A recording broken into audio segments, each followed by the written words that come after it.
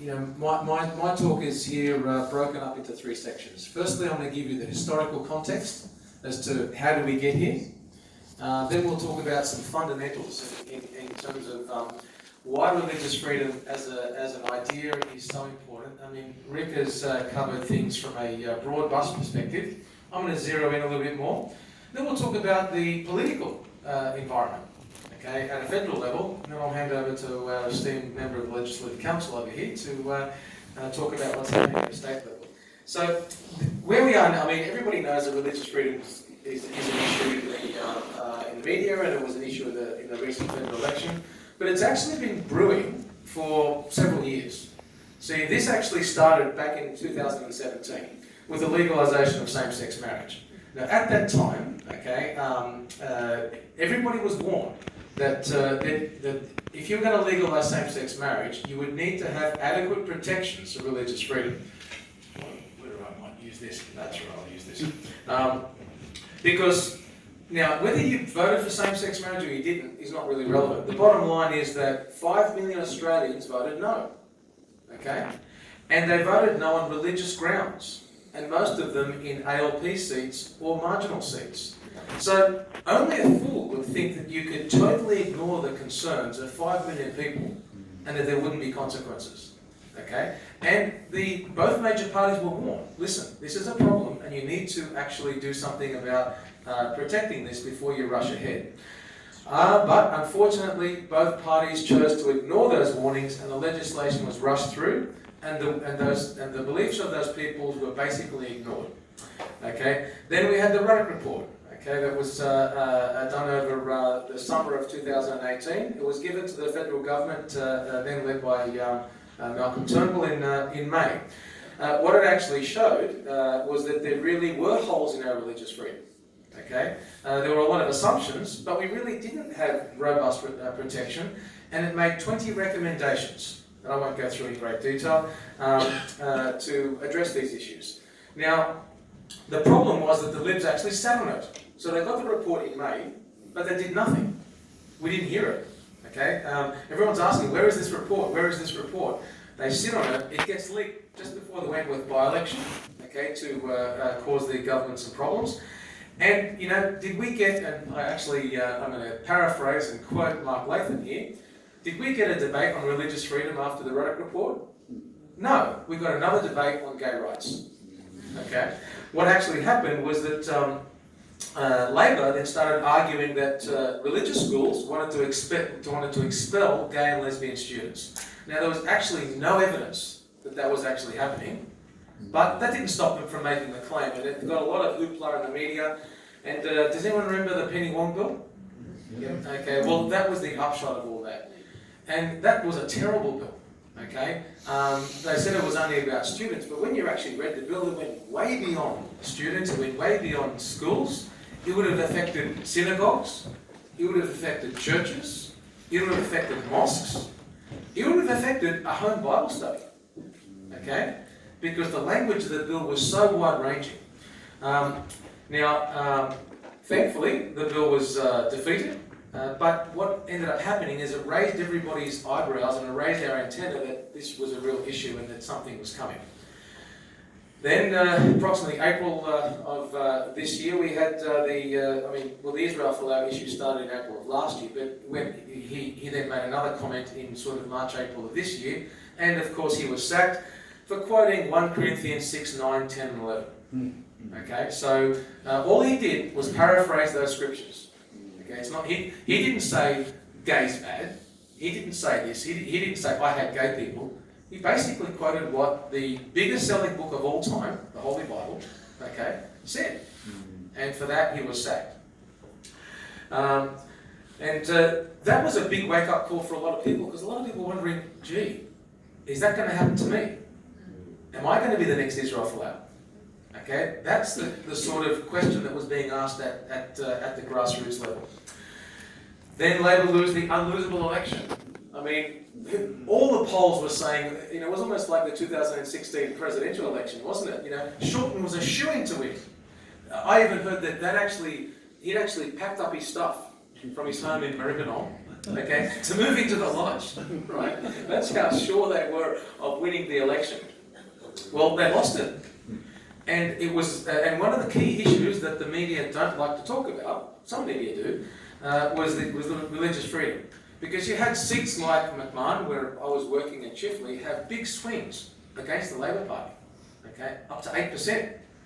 And those swings, some of them, went to parties like One Nation. Now this is interesting, and the ABC did a story on this over the weekend.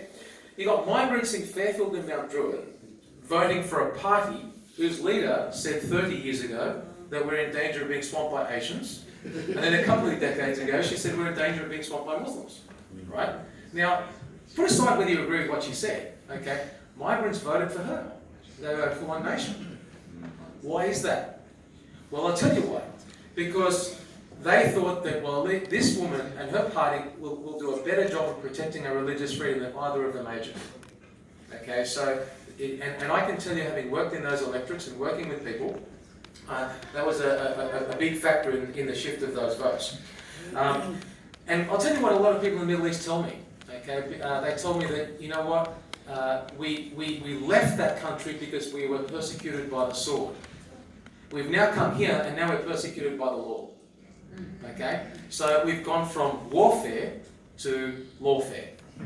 Okay, so you know, then we had the Morrison government then legislating, or not legislating, saying we'll give you a Religious Discrimination Act. We'll give you that act and we'll look after it, and they've since released an exposure draft of that Religious Discrimination Act, and I actually have it in that bag over there. It's a wonderful piece of sort of pseudo-legislation that I'll talk about a bit later. Now, having set that political scene, that political context, I want to talk about some fundamentals of why it's a real problem. Now, firstly, we talk about religious freedom. Okay, Ricardo's defined religion. I want to talk about freedom now. Okay, what is true freedom? Well, you can't have real freedom unless you have freedom of action, correct? Okay, but your actions come from your thoughts, so you have to have freedom of thought. And your thoughts come from your beliefs. So therefore, without freedom of belief, you actually don't have freedom. Now, your belief could be, I have no belief, I'm an atheist, that's fine. But you have to be free to hold that belief. Just like the theist has to be free to hold their belief, or the Muslim has to be free to hold their belief, or you want to believe in the flying spaghetti monster, that's fine. But you've got to be free to hold that belief. Alright? Now, then let's talk about some fundamentals of identity, because, okay, anyone here ever heard the term identity politics? Yeah. Okay, well let's talk about that. Okay, your identity. It's all about identity and inclusion, isn't it? Isn't that right? So, isn't that what universities are about? Identity and inclusion? Okay, well, for a religious person, their religious beliefs define who they are. That's their identity. Okay, so if you're going to be inclusive about identity, you have to include people of religious belief. And you have to accept their religious belief, otherwise you're not including them. Now, all of this leads to a fundamental conflict. Okay, so actually, let me backtrack. I also want to talk about rights, some fundamentals of rights. There are two kinds of rights, basically. You've got positive rights and negative rights. Okay? A positive right defines what you can do. All right? It says you can do this or you can do that. A negative right talks about what can be done to you. And anti-discrimination laws are an example of negative rights. They talk about what can't be done to you. And there are certain exemptions in those laws that sort of define, that say what you can do. The same-sex marriage law was an example of a positive right. It gave same-sex couples the positive right to marry. Does everyone follow the difference? Now, the problem is, positive rights usually trump negative rights in any court battle. It's like any conflict. Who wins a fight? Usually, a war. Ricardo, correct? The person with the biggest gun, usually. Okay? Bigger gun, usually better than a smaller gun. Correct? So, we now have a fundamental conflict because the federal government has given the positive right to one group of people to practice something that the Holy Scriptures of the two biggest religions in the world, that is Islam and Christianity, call an abomination. Okay? Now you can throw rocks at me for saying that if you want to, but that's what the Bible says homosexuality is, and that's what the Quran says it is. Whether you agree with those scriptures or not is not relevant, that's what they say. Okay? So you've got, does everyone see the problem we've got? This group has the positive right to do something that this group, their scriptures say is abhorrent. That's a recipe for trouble. Okay, if I've ever seen one. Now, I know that there might be some, you might say, oh yeah, aren't there scholars that say that the Bible doesn't condemn homosexuality? No, they're in the minority. None of the serious Christian or Muslim scholars will say anything other than, I'm sorry, but the Quran and the Bible do not support it. And so, whether you agree with those scriptures or not, those scriptures define the identity for many practicing Christians, Jews and Muslims. Okay? And collectively, there are about 3 billion people around the world. Okay? So, you have to take that into account, unfortunately. And if 70% of Australia is still religious, according to the census, okay, and 50% of the country is still Christian, according to the census, you're going to ignore the rights and the identity of half the country. You're asking for trouble. Now, why I'll give you that is hopefully you don't see any surprise then as to why so many Christians and Muslims actually funded Israel Folau's fees. I know that one Shia community in Sydney, they gave $80,000 to his campaign. Why is that? Because they see that they could be, that there, but for the grace of whoever they believe in, could be them. Does everyone follow that? So, now let's talk about some fundamental politics. Basically, the government doesn't want a long drawn-out debate. They want this issue to go away. Okay? They want it off the agenda as quick as possible. They want bipartisan support. But there's a fundamental problem now, because both parties can't satisfy the LGBT lobby and the religious lobby at the same time. Because when you've got demands that are mutually exclusive, do everyone know what I mean by that term? Mutually exclusive. One wants black, one wants white. The guy who wants black doesn't want white. The guy who wants white doesn't want black. You can't give them grey because they want black. And they want white. You follow? So basically what MPs now, what they have is they got in one ear, they've got religious groups yelling that they want religious freedoms laws to give them greater protection. And in the other ear, they've got the gay lobby yelling, telling them that, no, we don't want to give them those laws. All right? So that puts them, and because it's about religious freedom, I'm going to quote a few texts here. If you indulge that. Jesus actually said in one of the Gospels, the Gospel of Luke, he said, no servant can serve two masters. For either he will hate the one and love the other, or else he will be loyal to the one and despise the other. So, we've now got a far more complicated problem for the government to solve. So instead of fixing this 2 years ago, when they should have, that we now have to try and unscramble the egg. And I'm going to give you a fact that I know that in the last couple of weeks, both Sunni and Shia, because I'm working closely with those communities, have had meetings with the opposition, okay, the Labour Party. And I'll paraphrase. This is what they said to senior members of the Labour Party. So, when I tell you this, this should be like a, wow, Muslim people are saying this to Labour. You guys, what was said is, oh, Labour is the party for your community. Their response was, you care more about gays and lesbians than you do about our community. Okay? You're going to have to choose. Either you're going to look after our community, or you're going to look after them, but you can't do both. So, yeah, well, that's it, One of the reasons I really do like my Islamic brothers is they're hardcore, and because why should you be wishy-washy? I mean, correct? We all should be hardcore about what we believe. Why be wishy-washy? We're in this mess because everybody's wishy-washy. Okay, so what I'm trying to do is get you to be hardcore about your beliefs, whatever they are. You don't have to believe what I believe, but believe something, for crying out loud. Don't be carried away. So now, what that's led to is that both parties are now between a rock and a hard place. And I'll quote my esteemed co-speaker. Ricardo called it in our phone conversation a week ago. He said, "That's a big wedge." I said, "Yes, it is. They've got the big wedge." Now, the federal bill, okay, and we talked about that exposure draft. Okay, I've actually done a pretty detailed analysis of it, and if anybody wants it later, I can give it to you. But what they're trying to do is they're trying to have a bet each way. Okay, a bit of this and a bit of that. They're trying to give something to either side, hoping, give this dog a bone, give this dog a bone, and hopefully both dogs will shut up. Right? It's not going to work because there are a number of problems with the bill. Number one, it's not clear. It doesn't define key terms. It says lawful religious activity, but it doesn't say what's lawful. It doesn't say what religious activity is. And it doesn't define terms like vilify. Okay? It's like, for example, lawful. What if the council makes a bylaw that says you can't pray in this area? Then that's unlawful then, according to that bill. Right? It doesn't define what's unjustifiable financial hardship. So that's a big problem. It's not consistent. It actually says that if your employer earns more than $50 million, you get one level of protection, and if they earn less than $50 million, you get another level of protection. So how does that work? Why should your freedom or your protections be dependent on what your employer earns? Okay? It doesn't override state laws. It says that, conscientious objectors have, this is what you can do if there's no state law, but if there's a state law, then that state law applies.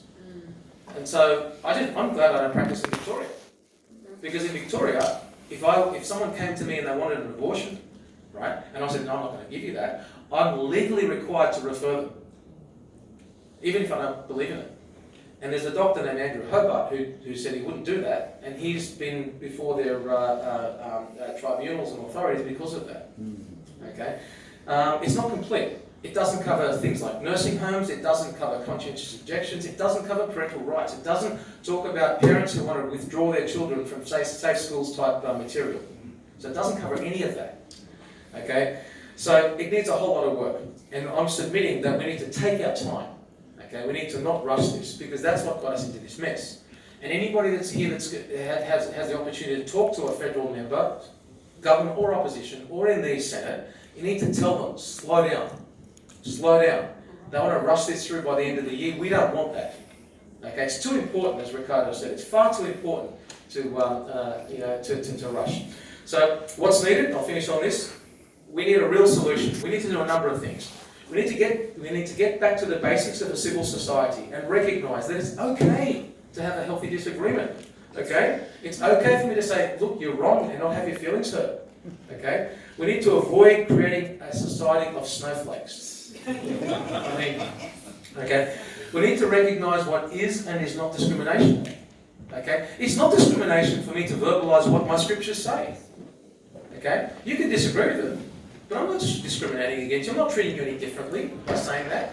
So that's actually one of the good things that's in this exposure draft. It actually makes that statement.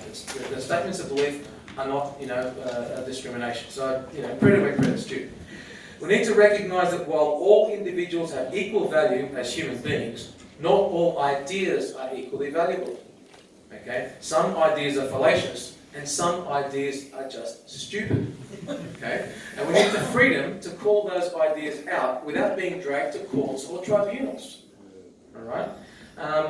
Now, while we should do our best to neither give nor take offence, we need to get rid of the idea that we have a right to not be offended or insulted. I mean, I'm sorry, but life is just not fair.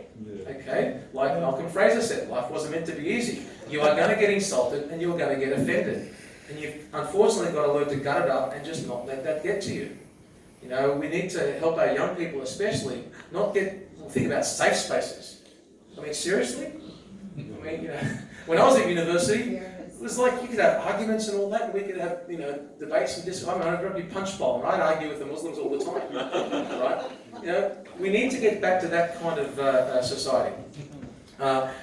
We need to recognise that religious people need positive rights to live out their identity as religious people, and I guess we need to bring back some balance to the discussion. So, religious people, like myself, need to recognise and accept when the government has legislated things that our scriptures call sinful, like same-sex marriage. Okay, I don't agree with it, but I accept it. I need to accept it. I need to not start jump up and down and say this is wrong. Well, it's done. Okay, I don't agree with it, but the government's legalised it, so we need to live and let live. In the same way, non-religious Australians, including the LGBT lobby, need to recognise and accept my freedom as a religious person or any other religious person to say that their scriptures recognise these practices as sinful, even if they don't agree with those scriptures. You see that? That's the balance. I don't agree with you, but you accept my right to have my views. You don't agree with me, but I accept your right to have your views. That's the balance. We need to get back to simple common sense to being able to have robust discussions without shutting each other down, or deplatforming us. Okay? I should be able to go and say this sort of stuff at any university without being deplatformed. Okay? So should Mark, so should Rick. And I guess we need to get back to simple, basic respect. We need to respect each other's rights to hold views, even if they're different to our own, and even if we disagree with them. I'm going to finish by saying we need to get back to what Jesus told us in Matthew 7. Therefore, whatever you want men to do to you, do also to them. Thank you very much.